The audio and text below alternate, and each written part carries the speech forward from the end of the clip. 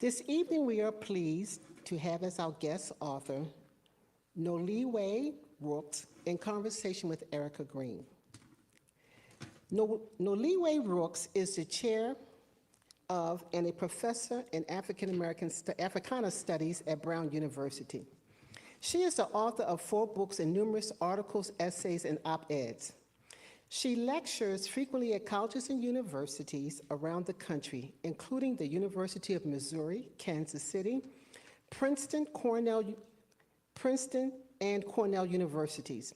And she is a regular contributor to popular outlets such as the New York Times, the Washington Post, the Chronicle of Higher Education, Time, and NPR. Erica Green is a White House correspondent in the Washington Bureau of the New York Times, with a focus on federal policy and civil rights. Before covering the White House, she covered education for 13 years, 6 of them at the Times, covering the U.S. Department of Education and Civil Rights Enforcement in the nation's schools.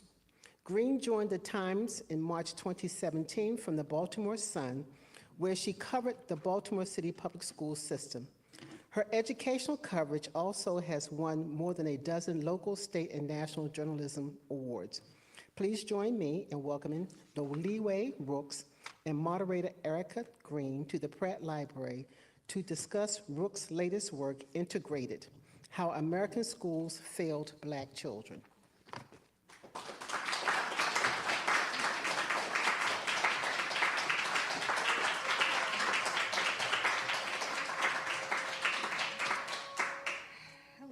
This dress was not It's music.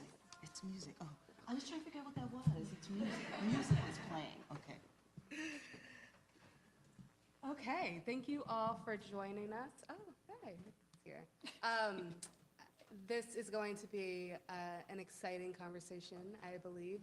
Even when we have interviews on the phone, we go in so many different directions and have a lot of fun and have a lot of real talk. So yeah. I am very much looking forward to that today.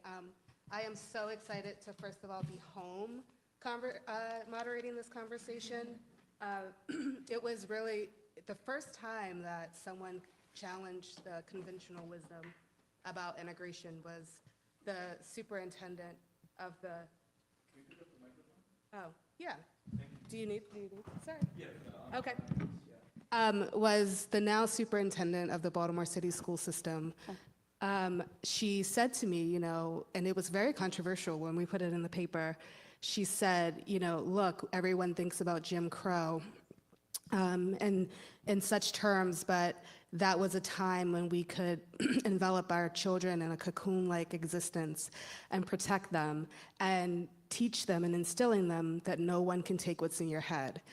And that was in 2013, and you know, I printed it. She caught a lot of flack for it, and it's stuck with me ever since. And I think the next person to actually introduce this notion was you. So I'm excited to talk to you about this book. It is excellent because you know there has always been this conversation about integration as all benefit and no cost, and what you outline in painstaking detail is the cost. And so I want to just start by, you know, acknowledging that, and I want to know what moved you to do this, what moved you to say the quiet part out loud that I think Black families have talked about for a long time, but you know, it has not been the dominant narrative. So can you start by telling us that? Yeah, and thank you. And thank you, Erica. Erica's reporting around race and education, who I really started paying attention to it during the pandemic. And she was writing about Baltimore a lot.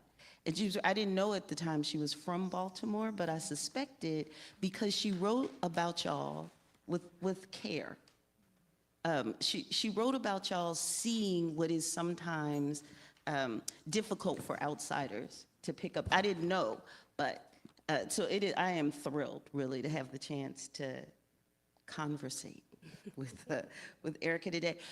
So here, the book is really about, I had a challenging review that misunderstood the nature of the book, so now I'm defensive about it and want to say, I am not actually saying that what we all want in the world is Jim Crow segregated schools. I am not romanticizing Jim Crow education. And I'm not naive about the South. These are all things that I was accused of, and I get to talk back even though the person's not here. But what the book is about is the resistance that politicians, philanthropists, and parents have put in the way of integration or desegregation. It's about the history of it's asking the question, like, what has made it so difficult following this Supreme Court ruling in 1954 to actually, in a widespread way, see real change take place. I'll tell you a little quick story that sticks with me, it haunts me. There's things about the world that just sort of stick with me, they haunt me, they stay with me. So when the Brown v. Board, I'm gonna assume y'all all know about Brown v. Board, but I'm a teacher. So let me say, because people will always be like, yes, I know everything about that. And then you start, maybe they don't. So in 1954, the Supreme Court outlawed separate but equal. So mostly in the South, you had school systems that forbade anybody going to school with white children, basically. And the Supreme Court came along and said, no, there are citizenship protections. That's not going to work. And it was hailed as this huge civil rights victory. And on the day that the court brought the decision down, Thurgood Marshall, who was the lawyer, who went to University of Missouri, got his law degree here, in the case, the lead prosecutor in the case who had argued it before the Supreme Court, said that he really thought this was going to matter because the United States was a nation of laws. And as a result, there would be no dissent for this ruling from the Supreme Court.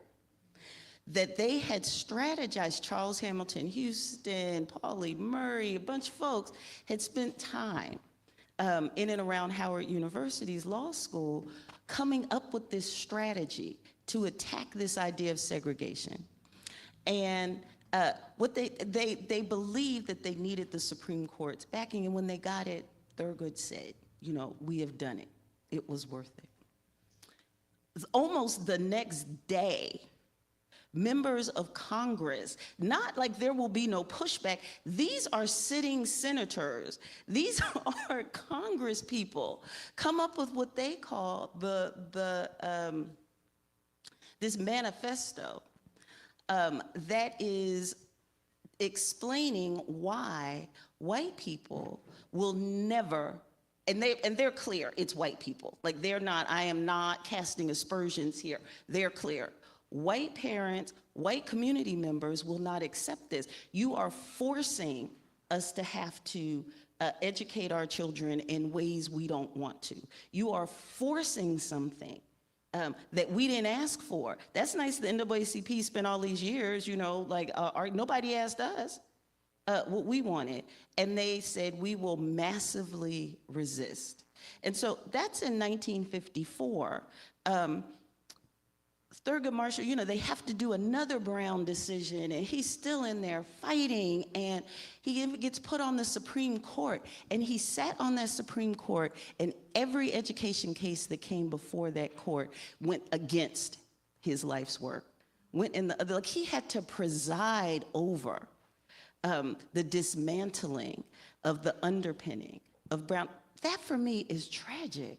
It's tragic, but at the time, and I'm gonna let you ask another question, honestly, but at the time, what I didn't know before I wrote this book, and what makes me wonder what they were actually thinking in the NAACP in a way, in Topeka, Kansas, which is the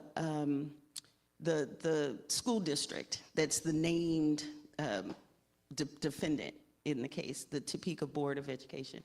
Now, in Kansas, the way that they came out of Reconstruction, of the Reconstruction period, and the reinstitution of Jim Crow following the Reconstruction period, in Kansas, they believed in separate but equal. But Kansas was a state that took separate but equal seriously. White schools and black schools were funded exactly the same. Teachers funded exactly the same. Curriculum exactly the same. It became a jewel of the black community, the schools, because you could live, you could feel good about yourself going to these separate but equal schools, which were gorgeous. I did not know at the time that Black people in Kansas as a whole, the NAACP started trying to find a case in Wichita. The NAACP ran them out. They ran the NAACP out, the parents, the teachers, because they were like, these are our schools, they're doing well, it's not broke. Why are you in here trying to dismantle them? We won't have jobs. We won't have places of safety to send our children. How will we organize? What are you thinking? They ran them out to Topeka. In Topeka, they waged a decade-long war against the NAACP. They collected money. They had bake sales. They hired lawyers. They waged war, and they battled them for a decade. They battled them for a decade, and they finally lost. And what happened was, as soon as the decision came down in Topeka schools, all Black teachers lost their jobs. And they would not hire any of the Black teachers to teach white children. They just wouldn't do it. And so hearing that, so there were these pieces of this story that somehow I didn't know. I didn't know about this. But the other thing that led me to write this book is my grandparents were teachers in Clearwater, Florida. They were both teachers in a segregated school, Williams Elementary. And I could not, when I would read about integration and Black children and desegregation and how bad all the teachers were, how bad all the schools were, I couldn't find my grandparents in that narrative. They weren't bad teachers. They were beloved teachers. They were part of a community that loved their school, that would have fought to protect it if they had had the opportunity to. The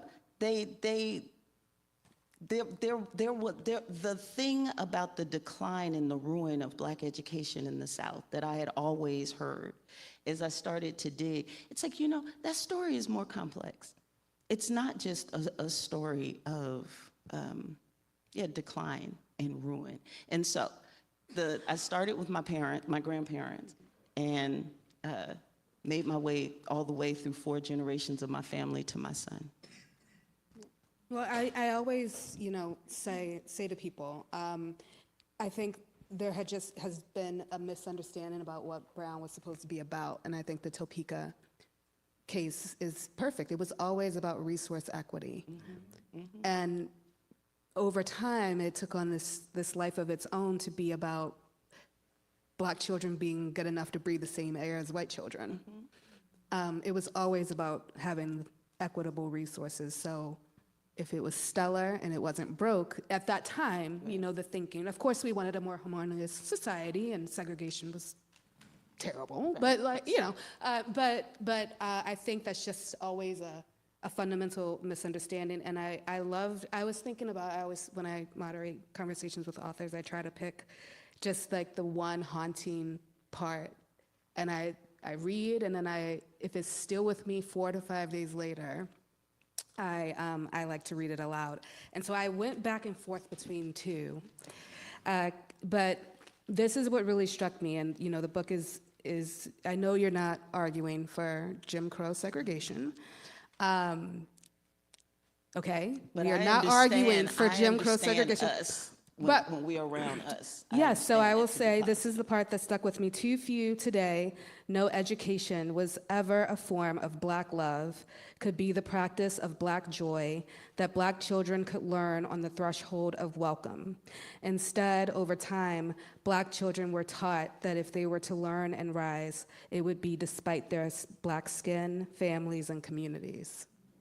So the pursuit of education was, went from a pursuit of happiness to like a pursuit of, yes. And part of the story, like again, I ask my students regularly, I teach education courses, right? I teach about racism in education. And when we get to the early desegregation, the Clinton 12, Clinton, Tennessee are the first sort of group, the Little Rock Nine, Ruby Bridges, like the kind of classic Heroic.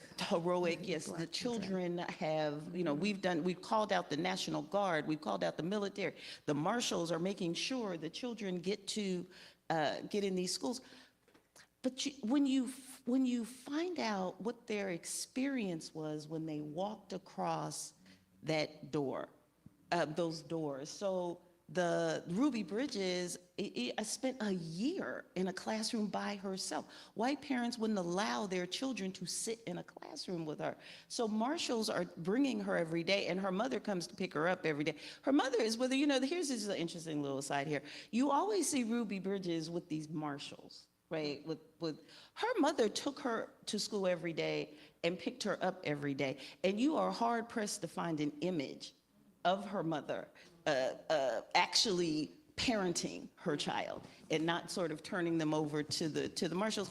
But the Little Rock Nine, I mean, those children, they had to send the 101st Airborne. These people had been in Vietnam 5 minutes before. Like, they sent battle-hardened vets or active military to let these 9 children in the school. And even with them there, you had people were throwing acid at these children. People were throwing dynamite at them on school property. Teachers and students attacked them physically, and the amount of spit they had to wipe off their bodies, just getting into and out of those schools. It's not that it's not we want to only tell happy stories, but to understand what it must have taken from them to go from communities where you had teachers who loved them because they were them. That's all. They showed up and were seen as human and worthy. To go from that to this thing, and even in the smaller ways, if it didn't take troops to get children in, this is where we start getting the stories about tracking. So all of a sudden, we're going to let the children in, but we're going to put them in different classrooms. So where medication starts being prescribed because we don't know how to teach them. So that the resistance to Brown really helps explain a lot of the state of Black education today, I think. So it's not a let's just tell bad stories about, it's really like, I need y'all to understand that we traveled a road to get here, and it matters. And Black kids matter, and Black mental health matters, and we should get this right. So that's a great way to fast forward, because here we are again at the precipice of not just any resistance, but white resistance. And the battles are unfolding again in schools and college campuses, Yes, ma'am. as they have been historically. So what parallels are most stuck to you, just given what we've seen in the last 8 weeks? What is it? Been I don't even know, century. 50-something days. Yeah, yeah. One thing I want to say that I think is real, that it is almost impossible to talk about and fix the issue of racial representation on college campuses unless you fix K-12 education. That's the on-ramp. That's where these children are supposed to come from. You see people going to greater and greater lengths, really, trying to figure out a way to find Black, brown, indigenous, poor kids to be on these campuses without addressing the source of the river, right? And that understanding that much of the resistance to Brown and every educational intervention after had to do with white parents often just saying, you can't make me. I don't want that for my child. If it's voluntary, if you're just sort of asking and I can do it, and like the Metco program in Boston was this voluntary program, it's been very successful for decades. They bused children from Boston out to the suburbs, but the suburbs wanted it. They participated. They asked for this to happen. So that's what any other opportunity for integration, because really what we're looking at today on college campuses is an extension of the failure of the project of integration. It's by another name. They want to call it DEI. But it's the failure of that project that we have not gotten right. Most cities have an integration story, and I tell a good number of them in the book. But it often involves, and then white people picked up and moved, and we couldn't integrate because there weren't any. And so what gets left behind after that are black school districts, but all of a sudden, we can't give you any money because now you're segregated, and you can't be segregated and actually get money. We have to find all these kinds of torturous workarounds to try to have that happen. But in the meantime, you have these underfunded school districts. So what is happening now on campus is you have, on campuses, is you have white politicians, overwhelmingly they are, who are saying the same thing. You can't make us accept these children. You can't make us make a space. To have an issue with terms like diversity or equity or inclusion, right? These terms are not, they're fairly benign. It's what you do with them that people may have an issue. It's how you activate them. But those terms are not, and those are the terms that are being litigated, right? The idea that there would be equity, the idea that there would be inclusion, or that we need different kinds of kids. This is what we have seen since 1954 with massive resistance, with folks saying, well, it's okay as long as I don't have to participate. My child isn't harmed, and oh, you're not bringing in a bunch of black kids. They're going to make our test scores go down, make our property values drop, Replace our endanger. kids. Replace our Replace our kids. replace our kids. priority You can't list. be on the, my son, who's in his 30s now, but he did that thing where he was in the honors AP track from middle school. You know, they start that sorting, and you when you get into because you want them to have the option. We always tell him, you go to whatever school you want to, but we wanted him to have the option, and he had to be on that track to have that option.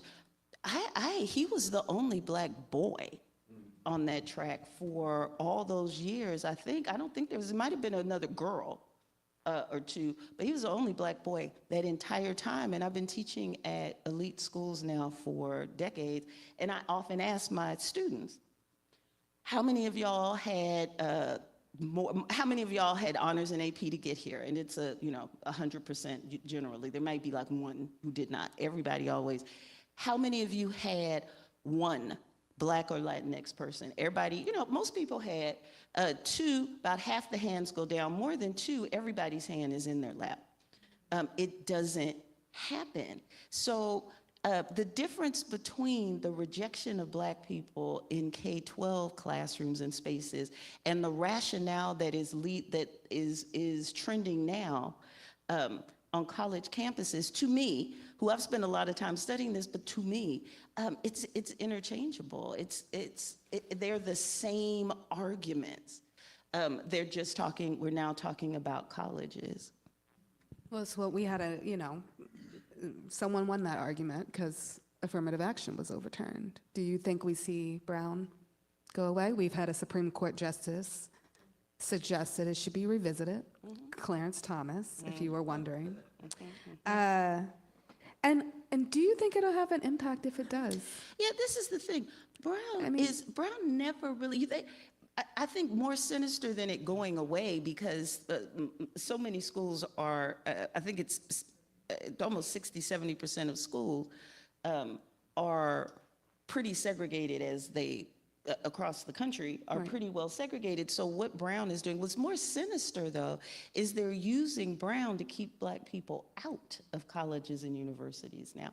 Because what the rationale right now is, we need to have racial equity. We can't leave people out. Everybody needs to feel welcome, and you can't discriminate on the basis of race. So some of the arguments that are being made on college campuses is the programs that were to advantage Black, Latinx, poor, indigenous kids summer programs, different scholarships, different kinds of classes, affinity spaces, like maybe have people feel a little better because they share a dorm room.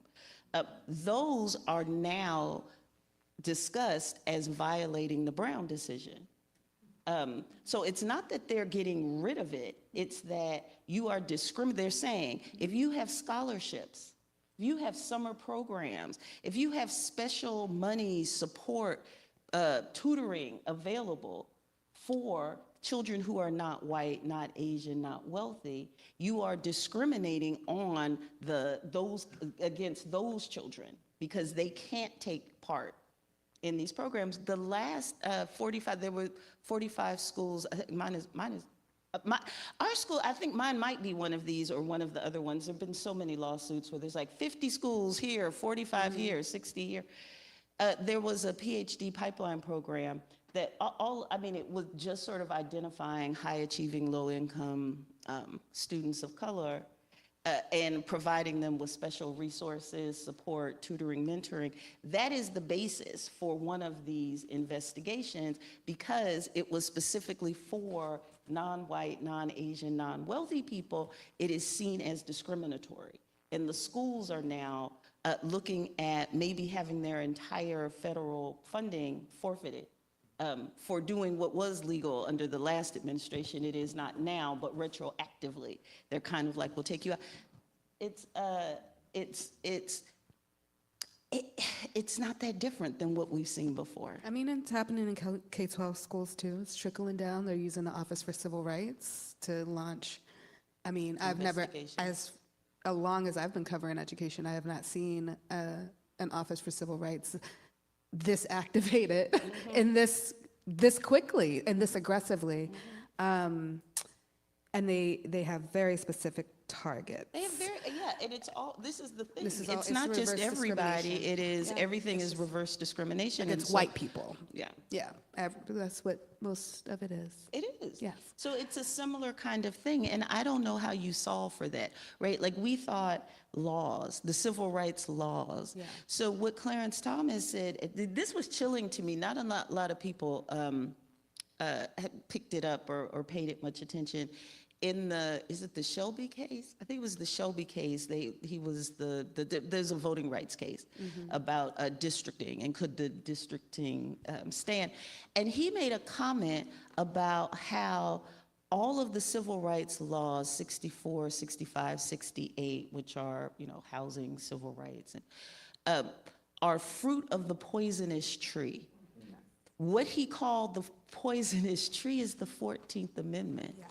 The 14th Amendment to the Constitution guaranteeing citizenship for was for everybody, but it came to be because it was the newly freed people. He's calling that the poisonous tree, and civil rights, sitting Supreme Court justice, and civil rights as fruit of it.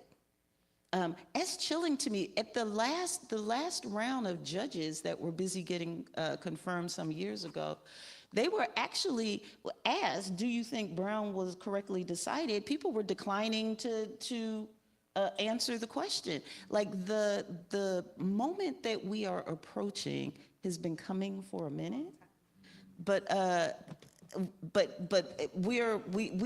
there's not enough. Like when this man said the 14th Amendment is a poisonous tree, I felt like it should have been, people should have been like, wait a minute, hold up, what are we saying?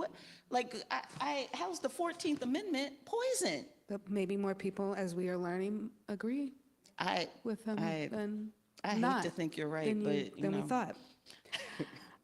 Speaking of, this resistance against, forcing people to do what may help society,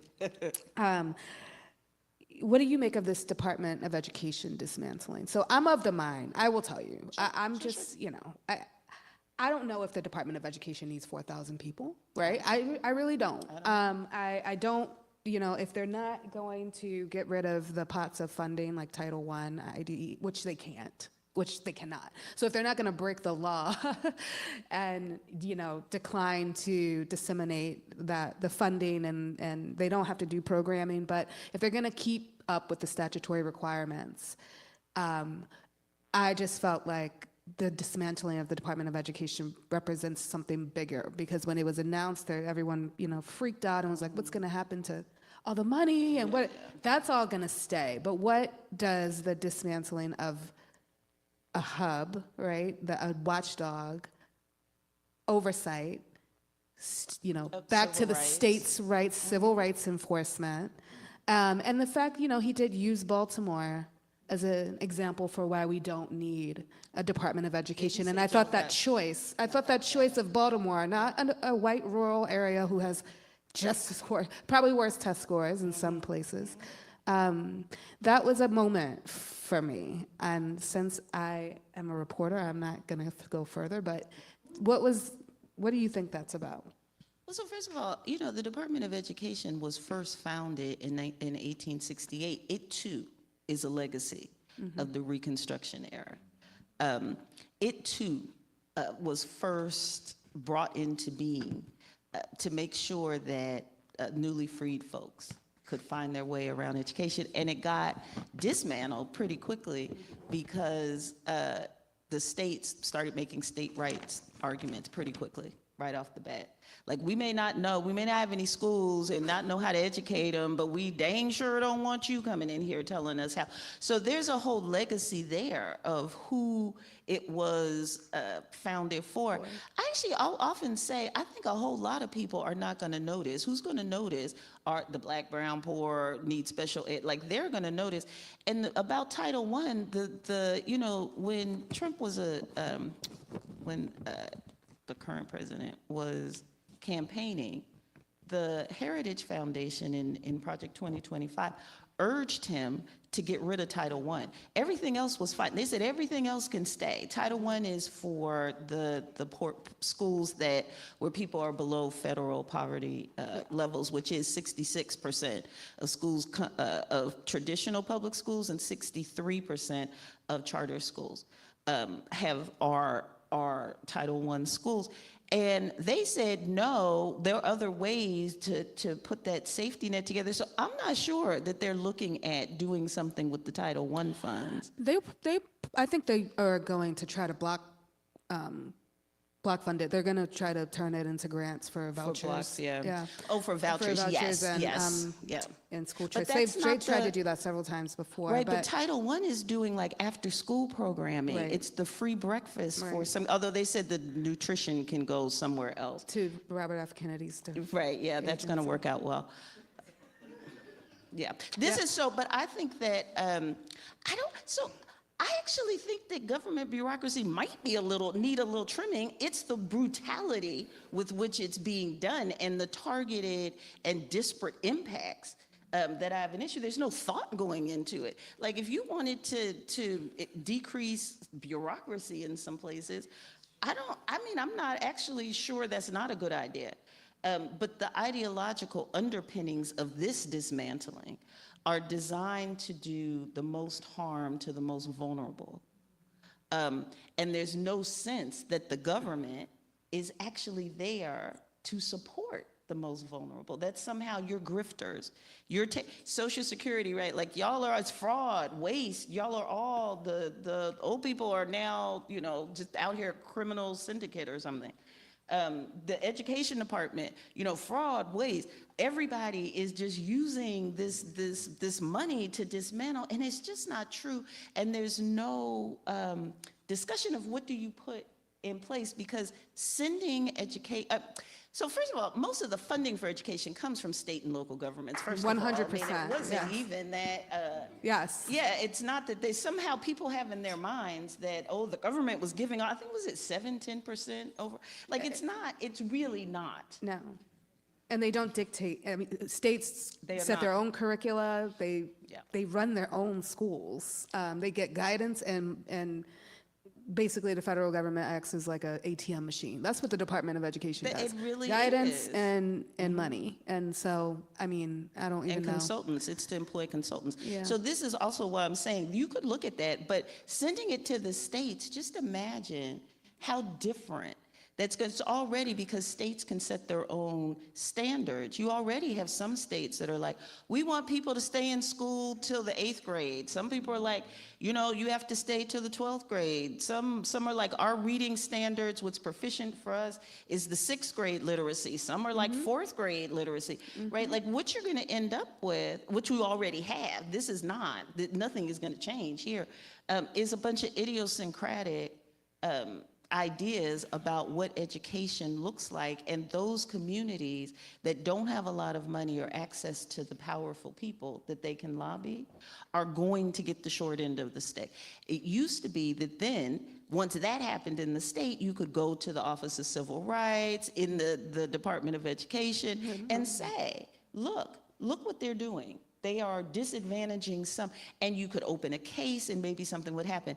The sinister thing is, who is going to support school districts and school children when their rights are, to the extent that they will have rights as we are dismantling and getting rid of so much civil rights law, right? What is even going to count as a violation of civil rights law anymore? But who do you go to? Well, Who even do you plead your implementing case laws. to? I'm working on a story right now. First of all, the Department of Education has among the highest number of employees of color. Yeah.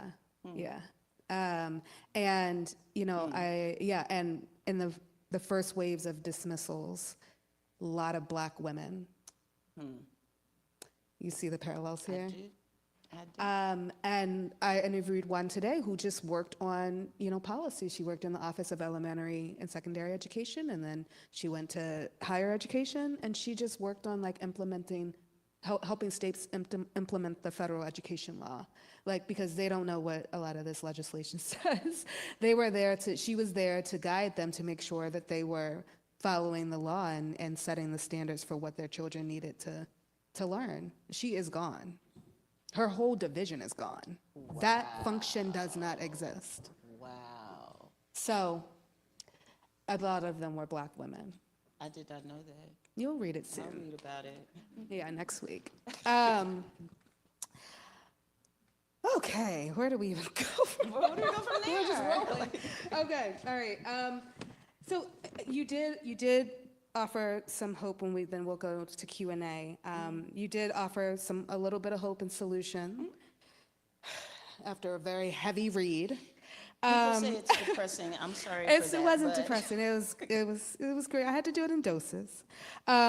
No, you do offer some hope and solution at the end of your book, and where you talk about community schools. That's something that we care a lot about in Baltimore. We have community schools here, and so I wanted to have you briefly just say why you picked community schools in particular, and given what we're seeing today. Oh, you know what? No, I'm not gonna dampen the question. Okay. But do you think, I mean, truly, given what we're seeing today, do you think that there is going to be an appetite for that I don't kind think of there's school? going to be appetite for funding anything that benefits Black people, let me say, or poor people. I do not believe. So, but before that, before we got there, this community school movement, which is based on the Black Panther Party, the community school they had in East Oakland, where they educated the children that we hear today you can't educate them.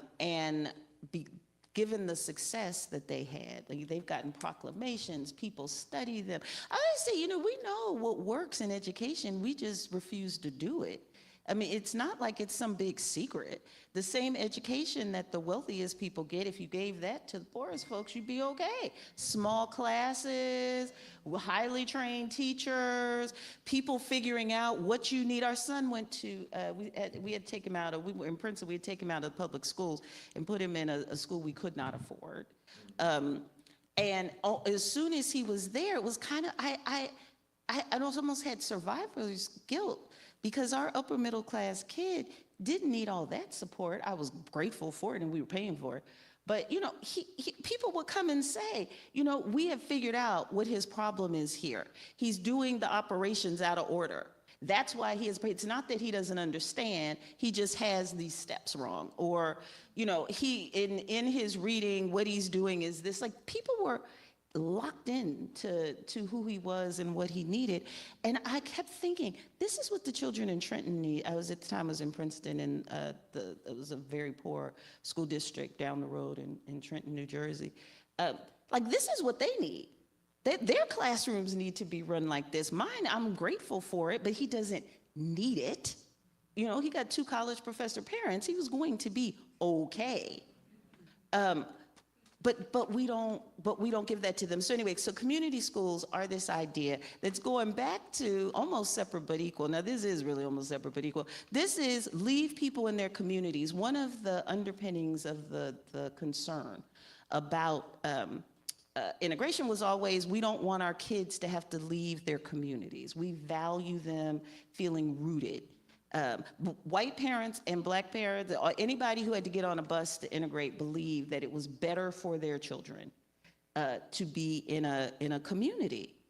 But that couldn't happen as white flight, other things happen. There's no way to find that community without crazy bus times, like, you know, being on the bus for hours as opposed to 20, 30 minutes. And so that whole idea of community schools it's come back, but what that means is with the level of housing segregation in the country, it means that you are acknowledging a separate but equal reality. You're saying, we are no longer going to go with integration, we're gonna figure out how to educate the kids where they are. But they also, in addition, bring in a bunch of wraparound funding, extra services, extra support to help kids reach the heights that they can. And actually, Erica wrote a whole thing about LeBron James's promise schools. Mm-hmm. That was the first time, when I read your piece on it, was the first time I was like, this is like separate but equal. Like, it was somehow the way that she told the story and reported on it. I didn't mean it, but. You weren't sure, but I was like, but it really is, because LeBron James was like, Yes. look, let's educate the kids too. He said he wanted the lowest performing kids, which in Akron, is it Akron? Akron, Akron. In Akron they were Black and Spanish speaking. And Yeah. so give me them. I will give them what they need. It's a regular public school, regular public school teachers. The foundation just offers extra money. And then he's building housing. He's having GED courses so the parents can also learn along with the students. It's a real idea of community in a way. And I think that really was hopeful. The Department of Education, I don't know what they're doing. Are they keeping because they had like $400 million or something that they were giving grants? Yeah. I don't know if that's staying, if that's going. It's still congressionally mandated, so unless they change it in the budget, Yeah. which So we'll see they what may that looks stay. like. Yeah, it may But that's stay. growing. Like, it's a Yeah. big growing kind of movement Yeah. to try and address what's happening. I think that's hopeful. All right, you wanted to talk about our experiences, you wanted to talk about, we wanted to talk about our experiences in integrated settings. I'm going to be brief, but I'm going to read this part from you in your intro that I thought was really, really profound as well. We who desegregate white schools learn early how not to disrupt or displease. We learn that the price for opportunity and success was the spectacular loneliness of being one of a few. These two adjacent experiences help me understand the difference between when schools are meant to boost status and access and when they are designed to trap and impede. Yeah. I integrated a school in Clearwater, Florida in the 5th grade. Yes. And then in the 6th grade, my parents, their custody arrangement had me bopping back and forth between San Francisco, California, and Clearwater, Florida every year, like one year. And so in the 5th grade, I was busy desegregating. It took till 1972 for Florida schools to actually desegregate. It was to the Klan finally stood down, and I'm serious, the literal Klan, the literal organization were fighting this battle. And then my mother lived in San Francisco, Trail Hill, in a high poverty area, and she had good experiences with public schools when she was growing up, and so sent me to this high poverty school right at the time when policing and juvenile delinquency were becoming federal policy around how we deal with the problems that immigration solves. So there was this juxtaposition. What it taught me was how to navigate and who to be to get the most out of white environments that I found myself in, which had to not disturbing, not upsetting. And it's price, and it made price. I don't know, but it price. So you're screwed. Actually, segregated. I just attended a relatively very segregated city, and quite diverse high school in Howard County, which is the fountain of diversity, and literally a planned community for it to be as integrated as possible. So I would just say this, when I was educated in the city, I felt, and I thought a lot about this since you asked me, the teachers around me, Miss Betty White, I will never forget her. I know, that was her real name. She knows her. You know her? Oh my God! So it felt like a charge. Like it felt like my teachers had a charge. And I don't mean, and what I'm about to say next, I really don't mean it. I had wonderful teachers who, I mean, people never told me that I couldn't do anything. Like truly, I did not have teachers, white teachers, tell me that I could not be whatever I wanted to be. However, I will say that my education felt, and even in doing that and with that encouragement, it felt more charitable. Like my success was it felt less like a charge and more like a charitable act. Like a favor. Yes. Yeah. So I've never said that before. I've never said that out loud. And that's not everybody. I again had wonderful teachers. One of my teachers literally took me home, while I was in the foster care system. So, but the settings were just different. And look, I read that passage for a reason. I would not be able to survive even in the industry and in the newsroom that I am in right now had I not learned how to navigate both of those worlds. I am the only Black woman on the White House team. I was one of the only Black education reporters in the country early on for a while.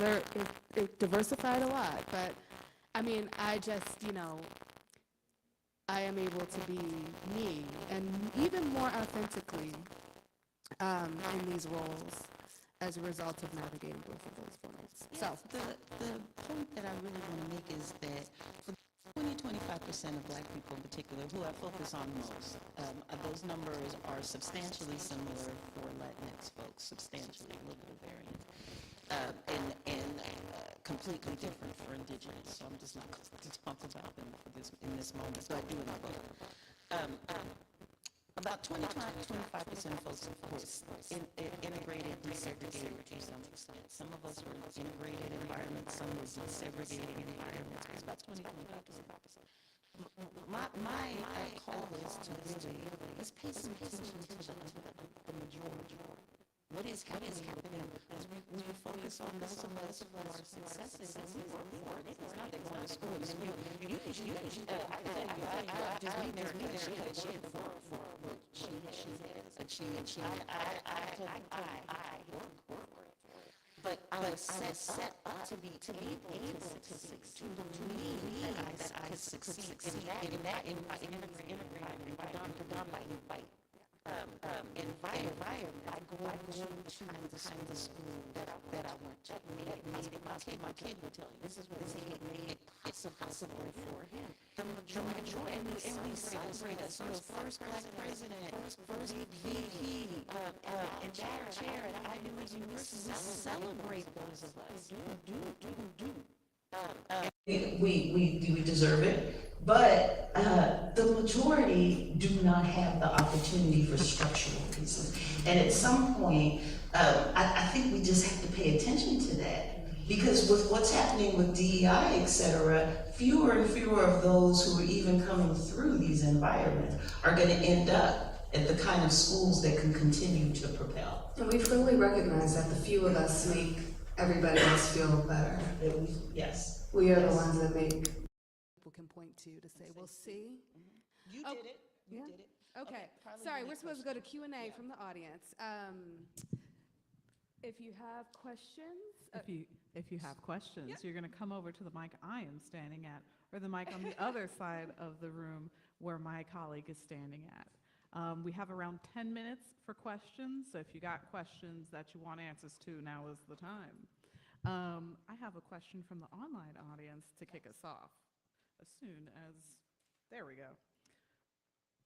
What do you see as the future of the education system in the U.S.? Just a light question. I'm going to let you answer that. You're the ed reporter. I don't cover You do education this anymore. It's in trouble, right? Like it's turning into if it's the vouchers that the ed book I wrote before this was all about the privatization of schools. And the ways that the idiosyncratic educational kind of products, where you have micro schools coming to the fore, which is just sort of people who is, but it's homeschool, more organized, robust homeschooling. It would be a way of sort of explaining that.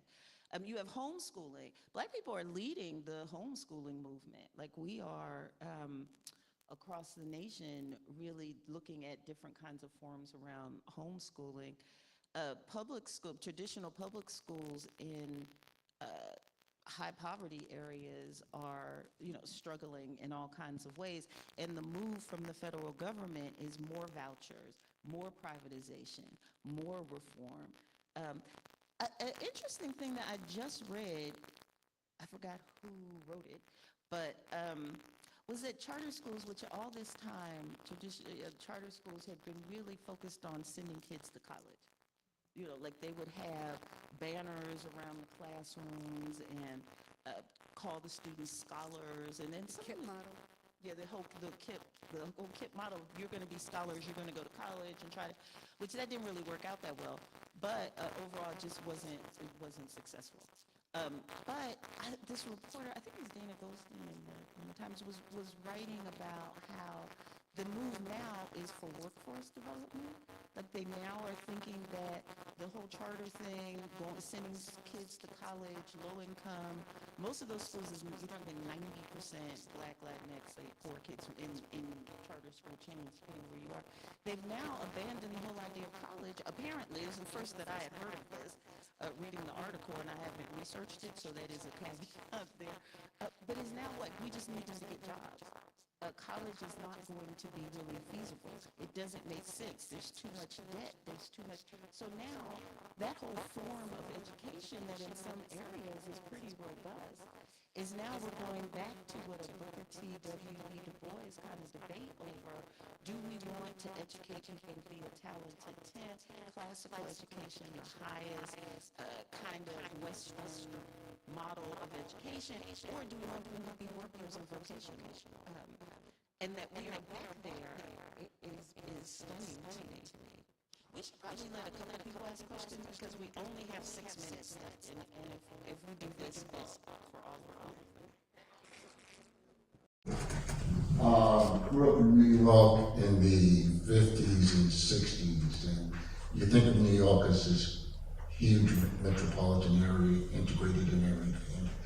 I will tell you that within education, even if people were going to the same high school, they were often not in the same classrooms. So in high school, me and 2 other guys were the first Black kids to graduate from this very special program in 1967. But that's not my question. I want you to comment about the dismantling of the Board of Education, Department of Education, in the sense that it is the federal agency that measures what goes on in the country in education. And when they tear that down, nobody's going to be doing that. Okay? It's really alarming. And that's not only true for the Department of Education, but for other federal departments, they're planning to get rid of. There will be no basis of comparison of people getting educated in Mississippi versus California versus Nebraska, etc. Comments? We're gonna let a couple people ask us, and then I will. I had a passage I wrote this morning that's slightly inspired by what you're speaking about. I'm 29. I went to school in Baltimore City Public Schools. My name is Marquise Carrington, so I was the exceptional one, the polite one within Hamilton Elementary Middle School. I taught at City Neighbors Charter School, and I went to Poly for high school. So I wrote, we were in a STEM school pushing us towards STEM careers that were supposed to save us from the realities of the neighborhoods we came from. We were supposed to take out a loan to go to school and trust that our sacrifice would one day be rewarded like it was for generations prior. I couldn't accept it as I talked to countless mentors who were still in debt and deeply unhappy with their sacrifice. I didn't expect that I would be different. I also felt that it was grossly unrealistic to put off my happiness for a future that wasn't promised. We were brought up on meritocracy and respectability. If I just showed up well enough and godly enough, I would win. I've met more angels than I have fingers to count, and if they don't harm themselves or someone else, they cope with distance and or denial. We are enough as we are. We are enough with the flaws. There's no reality in this American society where a black body is ever enough. So, fuck anything anybody has to say about our generation's timeline. As a 29-year-old, I apologize for the language, but Do you have a question? my question is, Thank you for sharing. what do you recommend for a 29-year-old black nerd who hates academia? Okay. Last one. Hi, how you doing? My name's Nicholas. I come from a charter school, you ever heard of it, called Maryland Academy of Technology and Science. My question real quick, even though it's a little loaded, I know friends of mine who are also African American that went to like Poly and City, and I came from charter school. And I remember I asked about funding, and this is what I was told. I was told more so that we would have to fund the money ourselves for a charter school in the mid-2000s, more so. And I just want to ask, how does funding work in Baltimore if anyone gets priority over school, like if Poly and City get more priority over like public or charter, or how does it work in that case? I'll answer that privately. Right? Oh, Yeah. absolutely. Well, not for any other reason than, do you know how Poly and City are funded? I don't. I do, so I don't want to Okay. take up the author's time and answer a question Thank you. about her book. Which one you want to take first? Let's see, tell me again what your question was, just the last. Comment on the fact that the Department of The lack of data. Which nobody one? will be looking Tracking at the achievement. educational disparities across the country.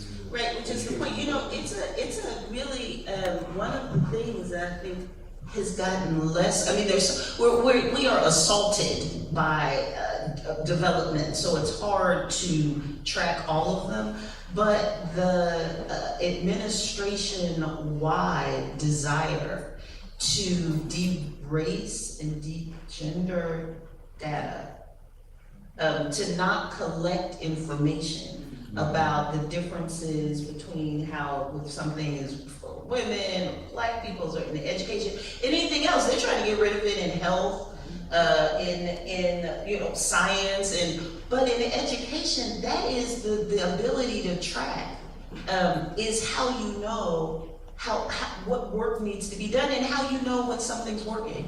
It's when you innovate, the way that you know if you've done it is to be able to say who's being impacted how. That's one of the first things that they are getting rid of across the administration, and it's a part of a theme. It's a part of it. How do you argue for rights? How do you argue for equity? How do you use the 14th Amendment to say my citizenship, it looks different than other people's citizenship? If you have no numbers, if you have no data, if you have no evidence. 29-year-olds, you don't want to be, the thing, one of the stories in the book, which is not about academia, but is about the ways that Black people and Black communities in the midst of rubble and ruin built. And they built in community and in organization. And we are very individualistic at this period of time. We don't, you get rewarded for your platform, not the organization that you're building, your number of followers, your individual thing. We reward celebrity.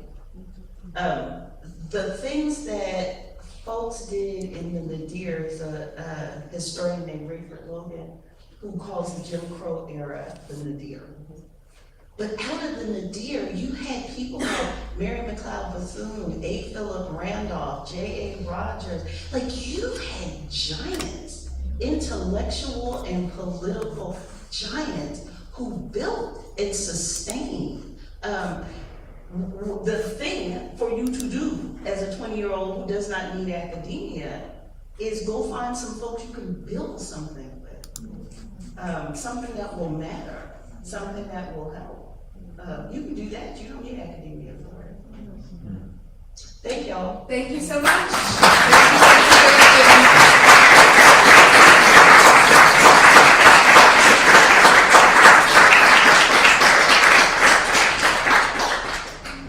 Truly, thank you all for coming. We really appreciate it. Thank you, everyone. Thank you, everyone, for coming. Books are available for purchase still outside by the Ivy Bookshop. We will be outside momentarily to sign some books. If you have not purchased your book already, I don't know what you're waiting for, except for me to end us. So thank you for joining us, and have a good night.